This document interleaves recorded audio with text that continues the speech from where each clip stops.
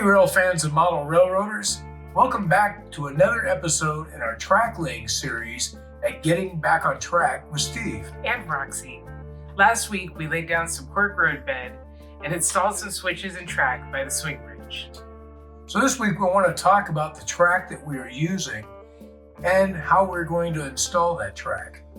We also want to install more cork road bed for our main and feeder lines. Then hopefully that'll leave us enough time to install more track and a couple more switches. There's so much to do. Let's get this work done. So for our build, we decided to use Flex Track. More specifically, we wanted to use Atlas Code 83 Flex Track. Now there's a couple advantages to using Flex Track.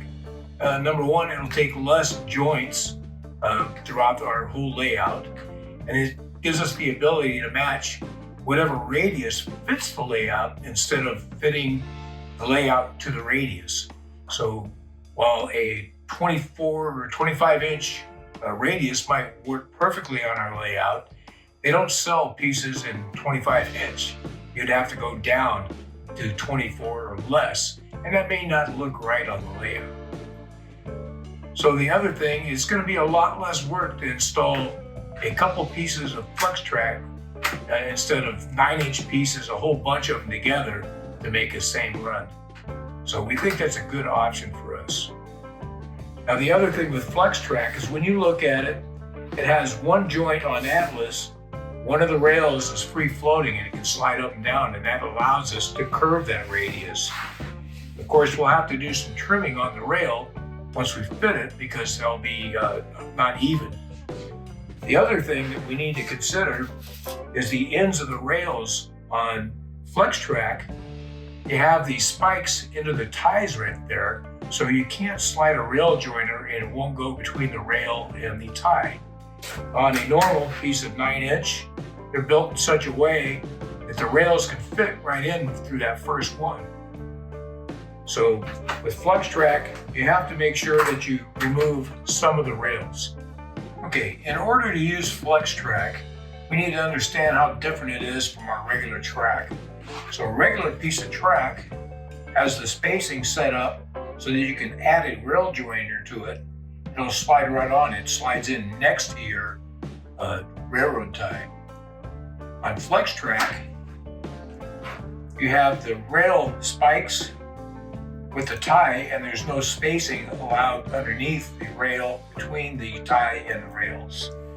So you can, if you're doing straight pieces with no curve, you could just trim off your spikes and be able to slip a rail joiner right on the rail between the rail and the tie.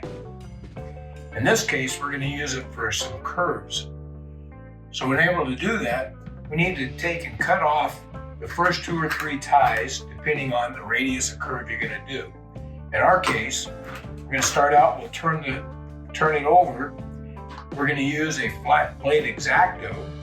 We want to trim this off, so we're going to pull off the first 3 ties. You do that by cutting the cross piece off of here.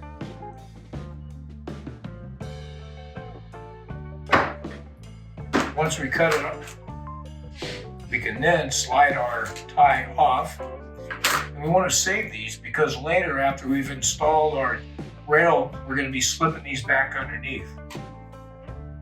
So now you can go ahead and put rail joiners on here, no problem. But when you're making your curve, these rail joints, you can see, are going to move. So we may need some additional space. Well, one way to get that is again to flip it over, and you can take and you can cut these ties so that each individual tie is more free floating.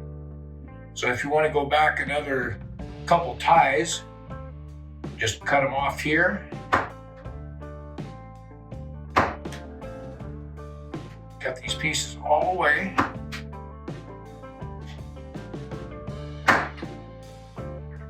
And on this side,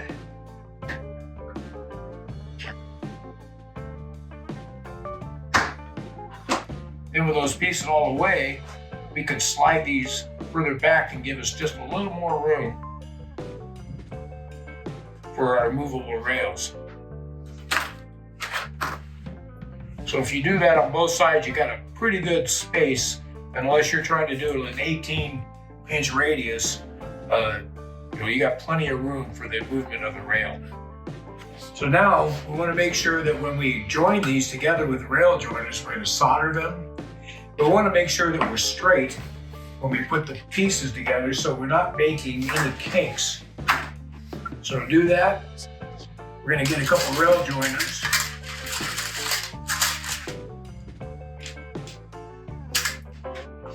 We'll place them in position.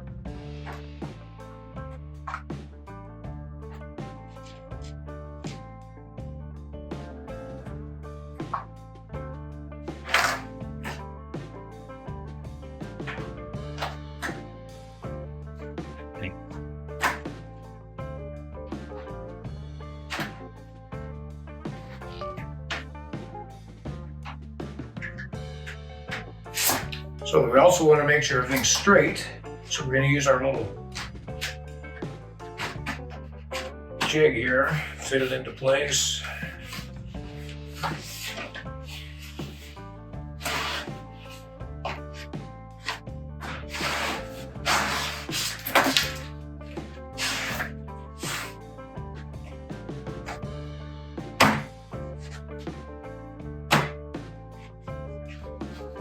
So once we have everything set and we're straight, we can go ahead and do our solder.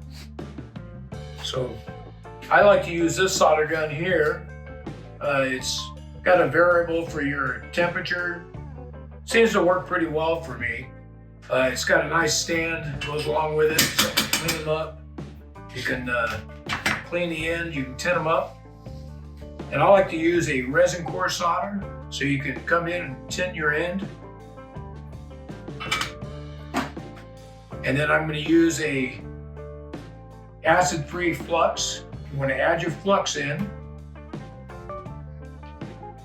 And you only want to make sure you're soldering the outsides of the rail, I think, because I think if you're soldering on the inside, you run the risk of fouling up and causing derailments if you don't have a clean solder.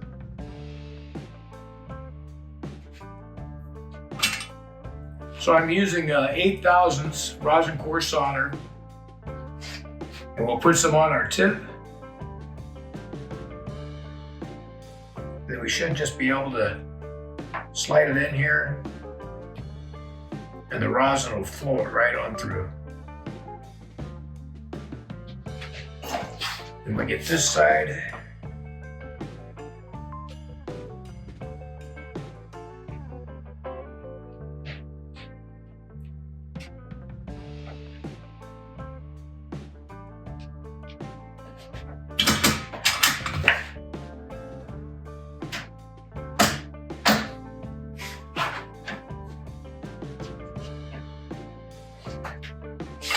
And then you can come back in and clean it up a little bit.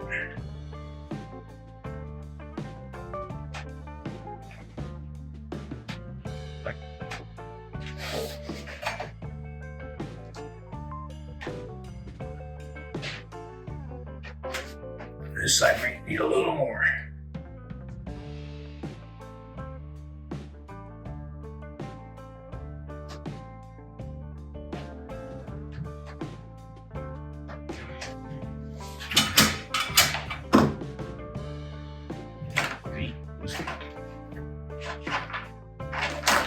And then we'll come back with a file, clean up the top a little bit.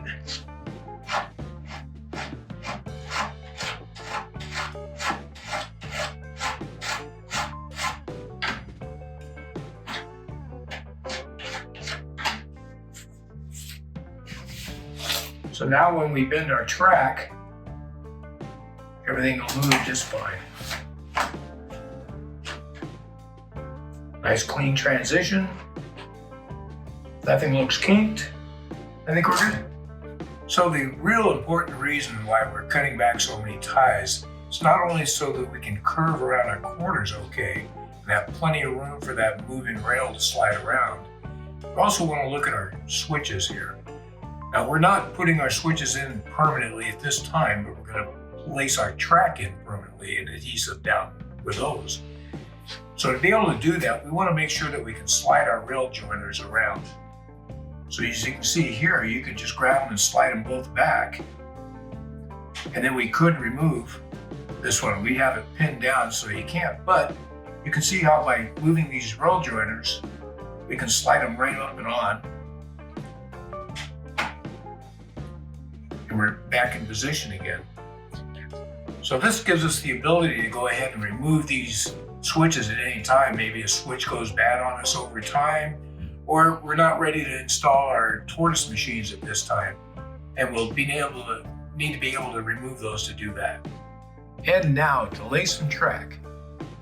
So we're going to be using the same latex acrylic caulk that we used previously as our adhesive. It works really well for novice model railroaders such as ourselves, as it allows us to work slowly and carefully because of its long tack time. We try to use a thin coat so we don't get it on top of the ties and the rails, but we'll come back after we get these pinned in place and we'll clean up any that we did get a little messy with. And there will be some spots. Then as we set the curve, we make sure to use plenty of tacks to hold it into place. We want it to be nice and smooth and not be humping along.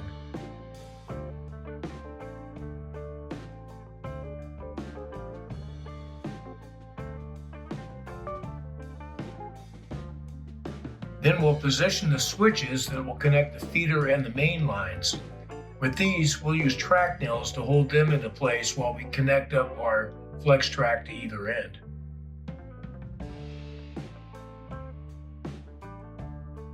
And again, we'll want to be able to remove these for later installation. And then we'll move on to the long straights. And here we soldered 3 sections together for each of these lines. And this way we can caulk and position each one pretty easily. Of course, I needed to climb up on the bench work again, but it is holding my weight pretty well with no problems that I can tell so far. So once again, we're going to use the jig to get the track straight and use plenty of pins to hold it in place.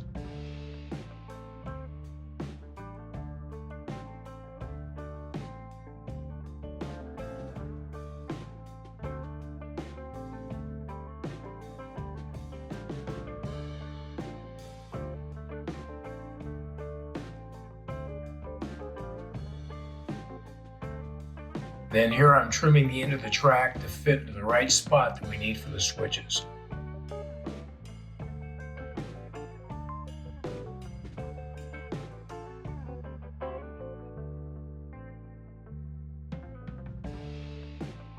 Then after finishing pinning it down, we'll move on to the main line and just repeat the process.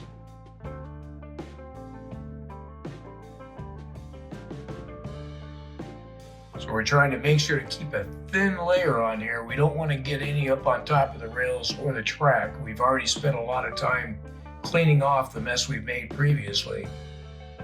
But it looks like we're going to have some cleaning to do again. Here Roxy is going to pin the heck out of everything. But we have plenty of pins, and I'd rather have too many holding things down than not enough.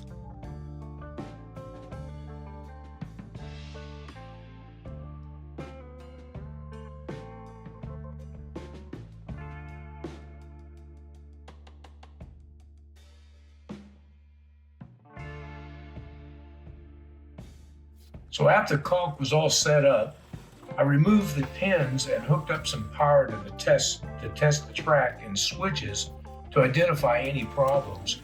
I ran it through each of the switches using 4-axle and 6-axle locomotives, and I connected up a few cars to them to make sure that they would run through there as well. I didn't find any problems, and I think we're in pretty good shape. Nothing derailed on us. The only errors was me forgetting to throw switches. But it's really exciting to be able to run a train again. I can't wait till we can make a complete loop all the way around this track and the layout.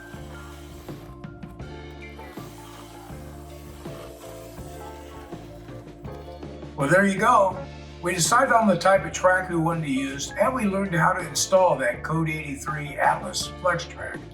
We soldered together several pieces of track for our corners and for our straight runs.